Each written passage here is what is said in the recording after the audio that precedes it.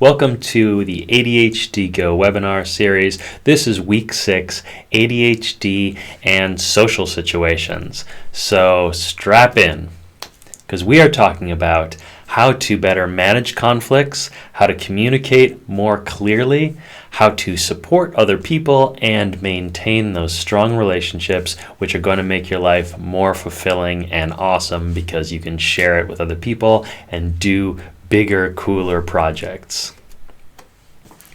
One huge component of social interactions is your status. Humans are obsessed with status. We're constantly evaluating it in other people, and they're evaluating it in us, even subconsciously. And status, okay, I say nothing to do with job, money, or titles. That's in there. It influences status, but really status comes from what you communicate to others with your presence, how you look, how you smell, general hygiene, how you move, how you carry yourself. Are you expansive or contractive?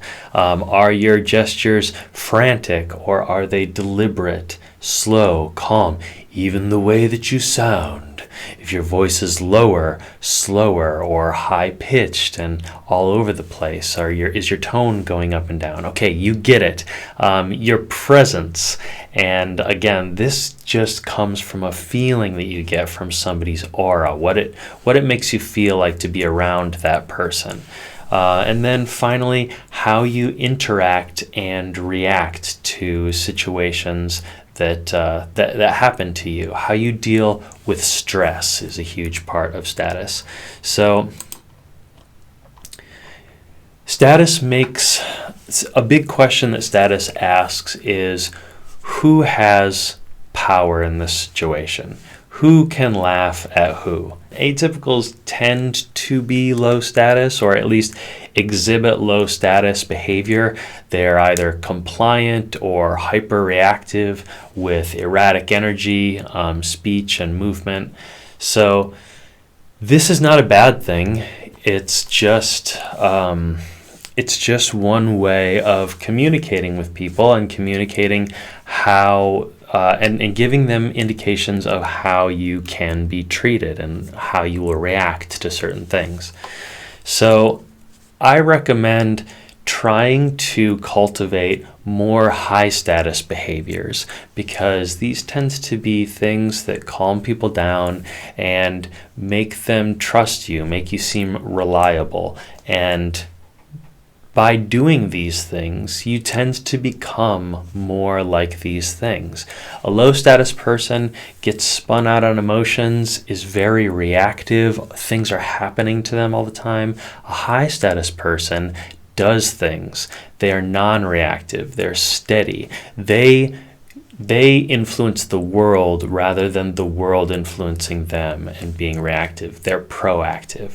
They make direct eye contact, speak in complete sentences from their stomachs, breathe evenly, and hold their heads high. Adopt expansive postures and don't fidget. Don't telegraph your thoughts or feelings with body language or tone. And again, nobody's totally high status and they're like a stoic, piece of granite just that you're interacting with, and that's supposed to be some kind of ideal. It's just different ends of a spectrum of how you can behave and communicate with people and exhibit your status, okay? So you're not going for being a statue.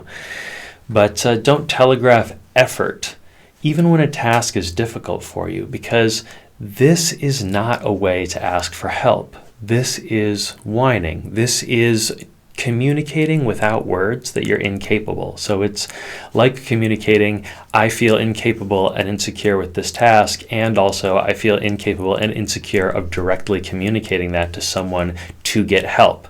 If you're not going to ask for help, there's no reason to telegraph that something is very difficult for you. So approach things with a workmanlike efficiency, a deliberateness, and ask for help if you need it. That's high status, getting what you need and not feeling uncomfortable asking for it.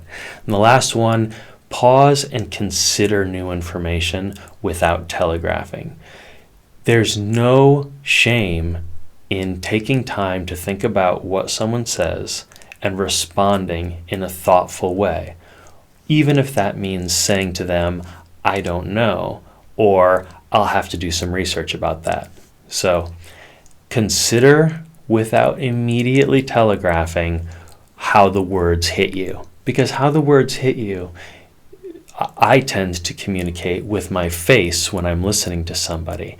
And oftentimes, if I'm in a heated sort of emotional communication with someone, my expressions on my face, due to my instantaneous reaction to what they're communicating, is not appropriate. And I should have thought about my reaction in order to sort of manage the situation to the best possible result, rather than letting my impulsivity drive like a low status reaction. Communicating boundaries is another way to really telegraph to someone that you're high status. Communicating to someone, where is my yes and where is my no? These are the things that I'm definitely in for, that I'll definitely say yes to. And over here we have the things that I would absolutely say no to. It's either a hell yeah or it's a no from me. And that doesn't leave any ambiguity. And, well, what do you want? And this kind of stuff that's a little bit fidgety and does really nothing but waste time. And, you could see it as I don't want to be bossy and I don't want to overwhelm and I actually really don't care. And that's fine. Then you can communicate that as well. That's also an answer. But know when you're saying yes and when you're saying no, and communicate that as best you can to people on whatever the topic is. Finally, high status comes from making decisions and sticking to them with assuredness. So don't get defensive when you get pushback about something. You don't need to be liked or have your opinion liked by others. And also, that opinion isn't who you are. It might be, it's a thought that you had. And to talk about that is fine. Hopefully it's some level of appropriate for the context of the situation, but it's fine to express that, and you don't need to get defensive when people push back against it. Just re-examine it with them. Freedom from external acceptance is the ultimate expression of internal power, and everyone bounces between high status and low status. So even in a single conversation, this is happening all the time. Your status is changing slightly as you go. And it doesn't matter where you gravitate to on the status spectrum, as long as you love yourself and protect your self-esteem like gold, like the most precious thing that you have, because it is. Next, we have domino reactions, and this is something that happens in communication. Melissa Orlov, in her great course on ADHD and marriage, talks about this. She calls it symptom, response, response. I call it action, reaction, reaction. It's just a domino effect. This is when you will exhibit a symptom, like you'll impulsively interrupt your significant other in the course of a conversation. Maybe you're fighting already about something, and the person you're communicating with will have a reaction, and then you will have a reaction that makes it even worse. And you're constantly escalating from that first action, which is often a symptom of the ADHD, like impulsivity is a big culprit here. And that's what leads to a reaction before the consideration that might diffuse that argument, that escalation. So it's important to constantly be monitoring our feelings and stay respectful in all things. If you notice that you're flying off the handle and starting to get too hot, use a panic word and take a break, because there's no reason to make it about something that it's not, to start growing this conflict into something that you can't really manage to corral, that you can't put you can prevent that by acknowledging with the person that you're talking to that if you need to take a break, here's the panic word, or just be aware of that moment when it's coming and just communicate that to them. We need to take a break because things are getting flooded. I'm getting a little hot-headed. The situation seems to be becoming a little too much, and let's just take 5. And when you do this, make sure that you're constantly using I statements rather than you statements, because you is always going to come out accusatory, and it's assuming what the other person is thinking or trying to communicate. And you don't want to do that. You can only totally understand what you're trying to communicate and who you are and what you're feeling. So use those I statements to describe how you're feeling after listening to whatever the quarrel is. And it's important to be able to get to the source of the quarrel by always responding rationally and coming back to the facts. So breathe, explore what it is you're actually talking about by listening to the other person. Repeat back to each other what the issue seems to be, and then talk about solutions for the issue. Okay, and it's, again, if there's a lot of emotions involved, there's really no way to get to that. You need to handle these disputes rationally. And sometimes anger can be healthy, because it's really just anger is kind of like a cleansing of the situation, where you reach a point where you demand change. And it's actually hiding that anger and preventing it, which causes resentment, which is what's toxic to relationships. It's not the anger and the fighting. Just get that out of the way so that you can attack the real problem and make the changes that you need to see. Okay, communicating, addicted to bad feelings. This is like when we play games because we want to fight, because we want the neurochemicals. We want the release of dopamine and other neurochemicals that come with intense emotions, even if those are bad feelings. And so we tend to want these on a pretty consistent cycle. You'll be sort of addicted to it. So if you're constantly finding yourself like sending a text to an ex that kind of shakes things up emotionally, or creating drama at like a particular time of day, like needing like a little bit of a rush, but doing something that comes from bad feelings. If you notice you're on kind of a schedule, then it could be because you're addicted to those neurochemicals, even though it's coming from a problematic source. So again, being aware of the bad feelings that you experience throughout your day, recording those in your treatment notebook, and also seeing like, is this on kind of a schedule where I'm kind of jonesing for a little hit of those neurochemicals, and then I send this text or do whatever that kind of stirs things up with people. You could be manufacturing problems when you create a problem that isn't actually there. That's just something that you decided, I want to tell this person about my emotion that I'm having. That's not necessarily bad, but that emotion is not necessarily real either. So don't put that on someone else, because it's not necessarily them. They're not responsible for that emotion entirely. They could have done something. Talk to them about the thing that they've done, the concrete stuff, not the stuff that you're feeling so much as their problem. Then being overly negative, you're catastrophizing. This is one of the automatic negative thoughts we talk about in the behavior section.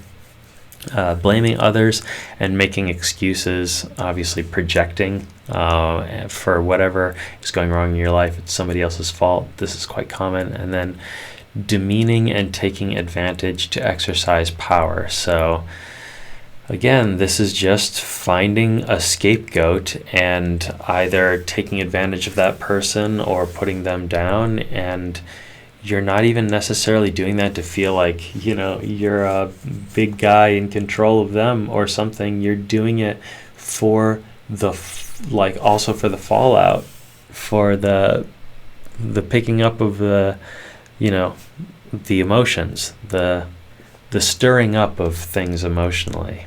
That's all part of it. Have some friends. Make some friends. Be with friends. Be with people, good people. You don't even need to have them, reach some kind of threshold to be a friend. Just be with people. And when you talk to people, get to the point of what you're saying.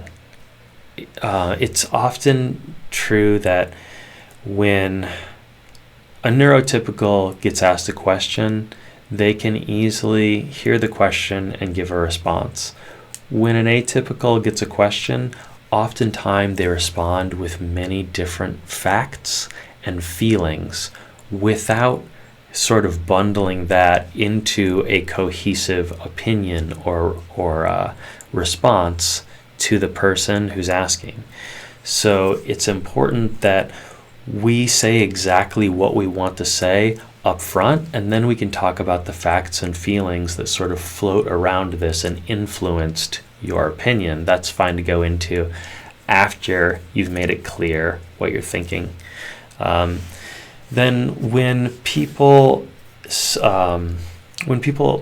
approach you to make plans, it's important to understand that your time is limited. We tend to want to say yes to everything because we feel this sort of limitless, infinite possibility when we think about time. It's just this constant expanse that goes on for beyond where we can see. And so it's important that you don't say yes to everything right away, because when you do that, you're saying no to everything else in existence. You're cutting off all other possibilities.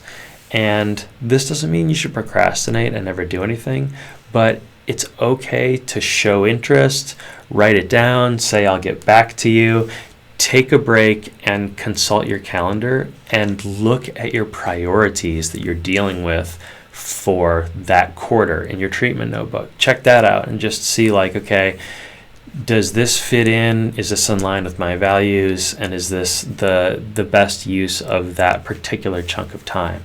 And friends, social obligations, they should always be a fairly high priority, but not just because you were impulsive and were saying yes to everything. It's okay to just take some time, say, yeah, I'd love to do that, but I got to check on my calendar.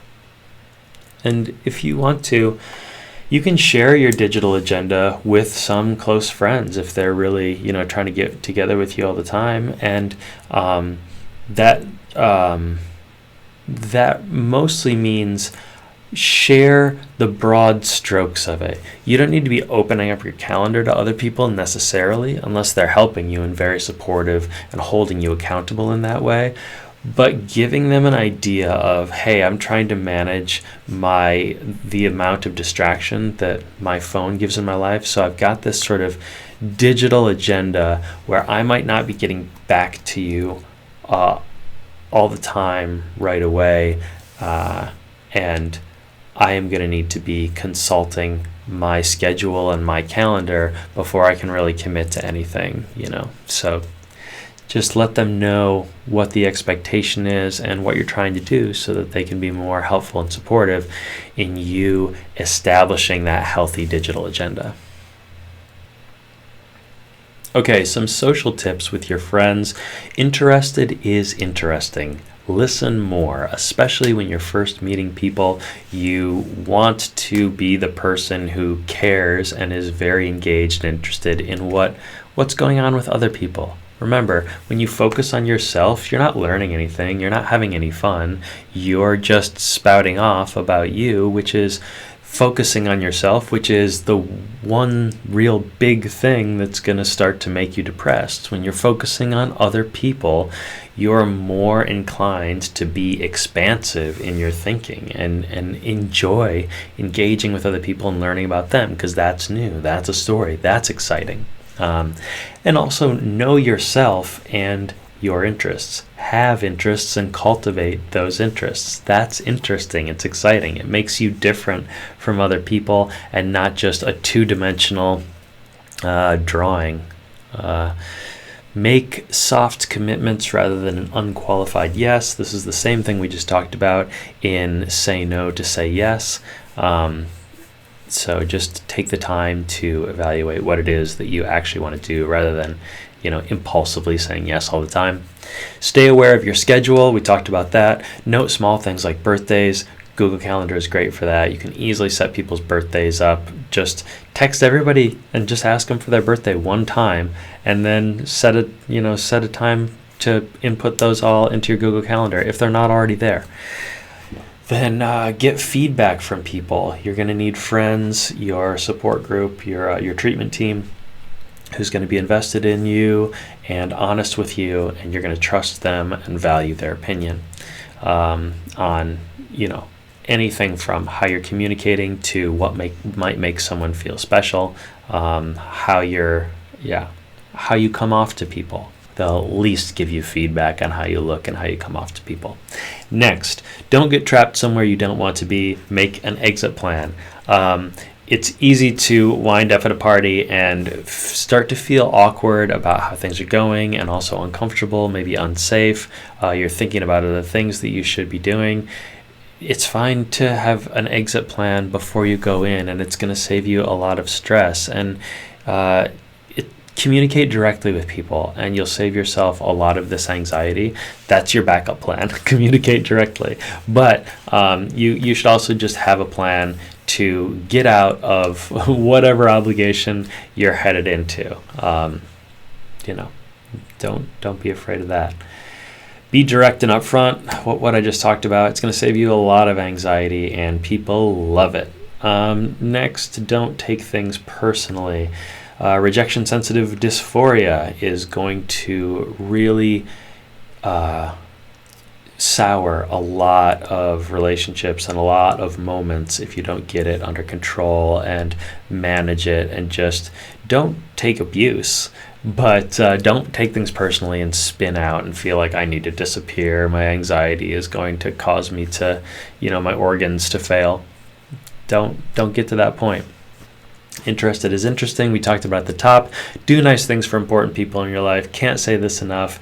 It's always great. Doing nice things for anybody is great. And the important people in your life, they also deserve nice things, and that's arguably necessary for the maintenance and strengthening of the relationship. So do nice things for people. You might have to write it down. Again, the special days are good excuses to do nice things for people, but think about actions you can take to do nice things for people all the time. Every day try to do something. And again, if it's for somebody who's close to you, all the better. Develop interests and passions. We talked about knowing your interests.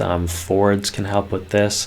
That's talking about your family, your occupation, your recreation, and your dreams. And so those are easy places those are easy points to talk to people about, and really focus on those dreams, what you want, the things that you're striving for, and talk about everything confidently and with optimism and positivity. People like it. It's great. It makes you feel better too. Then finally, passion comes from action, not the other way around. So you're not going to wait around to get passionate about something. You have to put the effort in, and the more you do that, the more passionate your passion will grow for that, for whatever. Just general passion. Just hot flames inside you. Significant others. They can be problems. You can be a problem. There can be problems amongst significant others. Hyperfocus shock is when your significant other or even a friend is just with you for the first few weeks, months, years of your relationship, and at some point the atypical person will stop hyperfocusing on that other person, and that can cause a shock to the other person, because they're going to feel like, wow, this person was doing so much cool stuff for me, paying a lot of attention to me, and coming up with all these creative things we could do together, and singing ballads, and now they act like I do not exist, like I am a houseplant. And that is that is exactly what goes on when atypicals have been hyper-focusing on you because you're a new thing, and then suddenly they're hyper-focused on something else.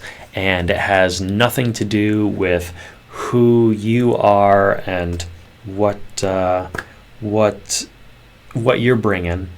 And it doesn't represent the evidence that the atypical doesn't like you or isn't interested in you anymore.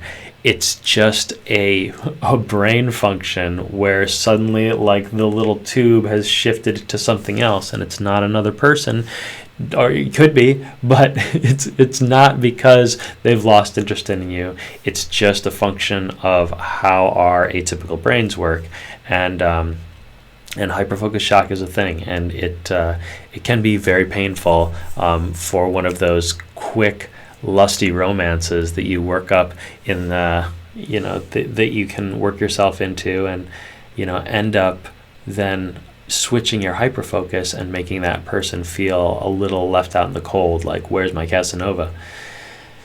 Next one is positive illusory bias. This is when we tend to think we can do everything in an hour. I can finish the project today. I will definitely climb to the top of that mountain, whatever it is, and however fast you need it, I'm on top of it because I'm me and I'm great. And then you give really bad information to people, and we tend to be oblivious to the strain that gets caused by the inconsistency and sort of neglectful and impulsive behavior that comes with this positive illusory bias. We believe that everything in the relationship is going really well, and then suddenly your partner gets upset with you and you shrug your shoulders like, hey, I thought that everything was going great. We were climbing this mountain. And then the partner is going to look at you and say, I've been neglected. You think everything is going great, but that's because you haven't seen everything that I've been doing to keep this relationship together in whatever capacity. I've been carrying the burden and you've been totally oblivious, hyper-focused on something else and just thinking that everything's going great. So that's that positive illusory bias that the atypical can have. And then parent-child dynamic. This sours a romance faster than anything else on this list, and it's when the atypical isn't pulling their weight, or the partner doesn't feel that the atypical is fully invested and pulling their weight and thinking about their responsibilities, and therefore the partner feels like they are a parent and the atypical is their child that they need to take care of. So this is terrible for a relationship. You can overcome it. I've done it myself. But it takes setting clear boundaries for what each of your responsibilities are, what you can handle. You need to communicate effectively about what you're doing and how you're taking care of your responsibilities, and you need to slowly take on more and more responsibility. There will be some things, for instance, finances in my case, where I don't ever want to be responsible for that, and neither does my partner. And so we share a minimal number of those responsibilities, and then we have someone help us with our finances, for instance. That's a solution. Or you could just say, okay, we've divided our responsibilities where I know I'm never going to do any of the finances, and so my partner will do all the finances if that's something that she or he is interested in doing. Whoever your partner is, there's a way to split these responsibilities up, and the same is true. This generally only happens in a long-term relationship that's romantic, not between friends so much, although I suppose it could. But it is terrible for romance, and it often really is something that takes advantage of the nurturer in the partner, that their nurturing tendencies, and the sooner you can recognize it as an atypical and start having hard conversations with yourself about how to take more responsibility, how to take more action and a more proactive approach to your relationship, and to set the clear boundaries of what you will and won't do, and communicating to your partner about that clearly, that is going to get in the way of a strong relationship. Common relationship problems, people thinking only of themselves, forgetful of important dates, reliant on your partner for reminders and stability, consistently undependable, breaking promises, never finishing projects, can't keep a job. I'll keep reading through them. Doesn't express interest in partner's projects. That's, again, neglectful. You're not looking out for their needs. Neglecting romance. Promising to do better but not following through, misunderstanding the feelings and intentions of others, dishonest behavior, and never being on time. Of course, these are stumbling blocks for most people, but again, atypicals are going to find that it's more severe and happens more frequently than the neurotypical population. So these are all things that you need to be on the lookout for, and begin the process of healing. There are 3 stages in a relationship, and they are denial of the symptoms, acceptance of the symptoms, and completely managed symptoms. And the first stage is the real danger. If you are denying what your partner is telling you, or you are avoiding real self-reflection and observation that could lead you to understanding your symptoms and your condition, then you are creating problems, and you don't even know you're lighting fires, and you don't even know you're doing it. So you need to get to the point, you need to get past this point, because that is the real danger, and that's really what destroys relationships quickly. When you get to stage 2, accepting those symptoms and taking action to diminish those symptoms, now you are actually at the finish line. The third stage, having effectively managed symptoms 100% of the time, this is a dream that's only occasionally in focus, okay? You're not going to get to the point where you say, now I never have to worry about being on time again because I've done it so good. So understand that acceptance of your symptoms, acknowledgement, and the action to diminish those symptoms is where you will live. You're not going to solve most of your problems permanently. So understand that you're always in the yellow zone, but and you probably will only reach green occasionally, but when you slip back in, you're not able to slip back into the red zone. You're not able to go back to denial once you've passed stage 1. So that should make you feel really good, especially if you're in this course, because you probably are learning a lot about taking these actions and having this awareness of what your condition is. Okay, a few more tips about communicating with your significant other. Fights can be really good, and healthy anger can be desirable because they communicate our needs in a very actionable way. So don't suppress your anger, because when you do suppress your anger, that's when you get resentment, which is toxic. So how you make up from a fight is actually more important than the fight itself. I've had fights where it's marriage-ending fights. We're at the point where we'll take action that we will regret. But even when we've done that, we've been able to come back from it because we make up in a way. We make up it all, and we come back. You keep coming back, and making up is more important than the fight. I mean, obviously, if it's a physical fight, if it's abuse, then get out. That needs to stop. But I'm talking about disputes and disagreements with words. So remember that most of your issues will never be totally solved. So that's difficult, but we can all get to the point where we understand what the reality of the situation is going to be, and we're probably always going to be having this fight in some form. So find resolution where you can, but the entire issue rarely goes away.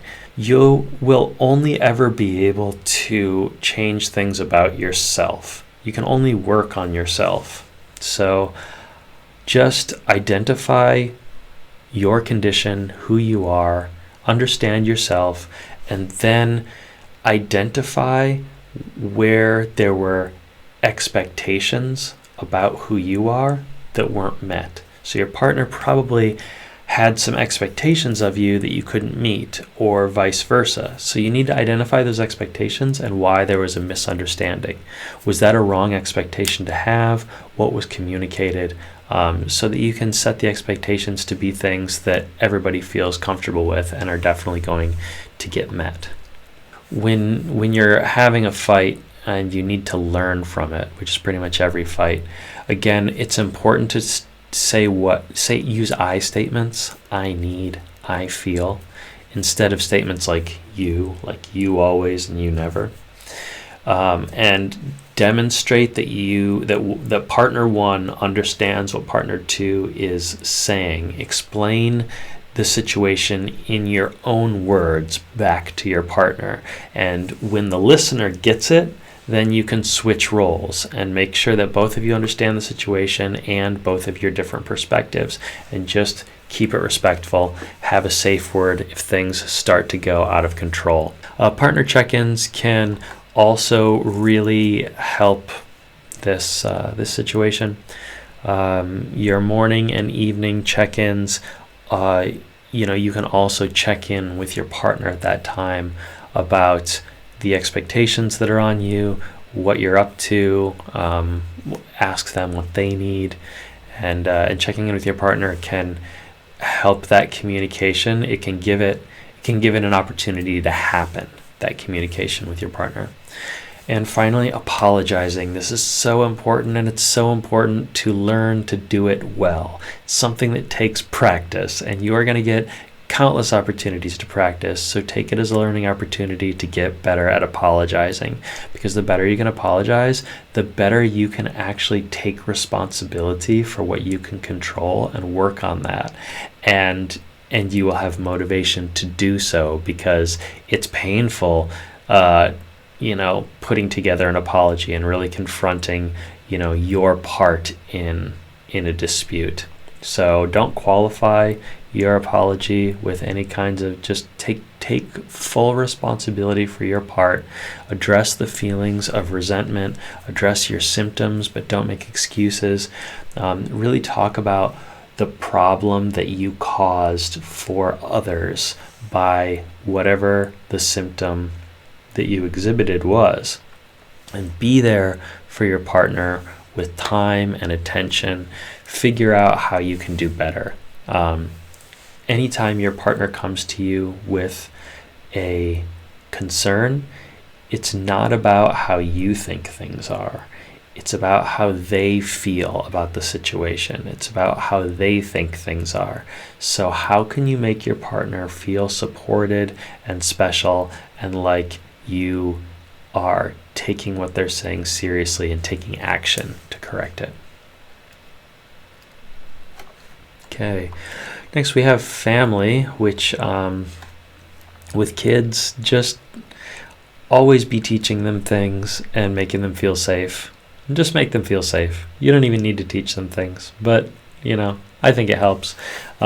Be a role model for them, and don't hide the effort that it takes to manage your household. You can be honest with them without complaint or excuse, but you can show them you can show them, set an example for how for the responsibilities that they are going to have to take on as well. Role model for them how to sweep up, how to clean the dishes after dinner, and just let them know that this is gonna be their work soon.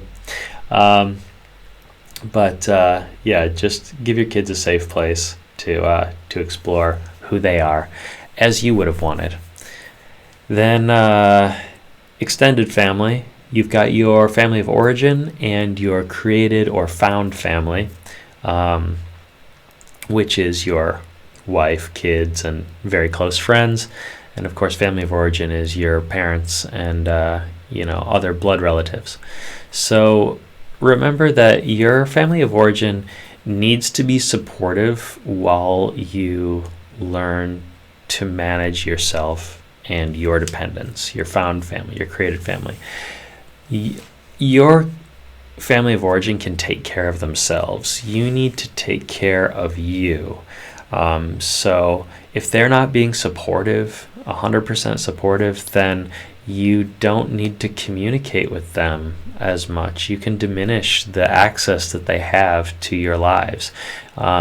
Your family of origin can be great, but they can also be very critical, and it can be damaging, and it can prevent you from taking care of yourself in the best possible way and your created family. So consider how you'd like the relationship to be with your family of origin, and take responsibility only for your part in that. Obviously, your created family, your significant other, and your children are what come first. Your family of origin and your friends, they can take care of themselves. Final thoughts. Again, interested is interesting, so listen more. Don't be afraid to laugh and forgive, especially yourself, because communication is very difficult, and it's always things mean different things to different people. So things are going to be misinterpreted. So don't just shrug off that RSD. It's just a symptom. Then overcome your fear of rejection. Just said it. And finally, don't let your impulsiveness drive. So, don't get so wound up to say something that you're always cutting other people off or making bad decisions without thinking about it. Take a pause, take a breath, slow down. Just look at what you're working with. Be grateful. Show your gratitude with action. Social treatment plan. Look at a symptom that you could target. So out of all your symptoms, impulsivity might be a good one. We just talked about it. Look at that. Figure out a reason to improve your symptom, diminish its effect on your life and your behavior.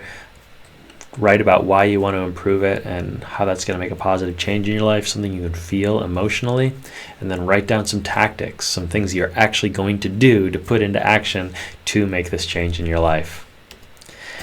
That ends the ADHD in social situations portion of the broadcast. I'll take your questions now, first from the emails, and then I will answer the ones in the chat, and we can talk about whatever with the time that we have remaining. So let's get to those first questions.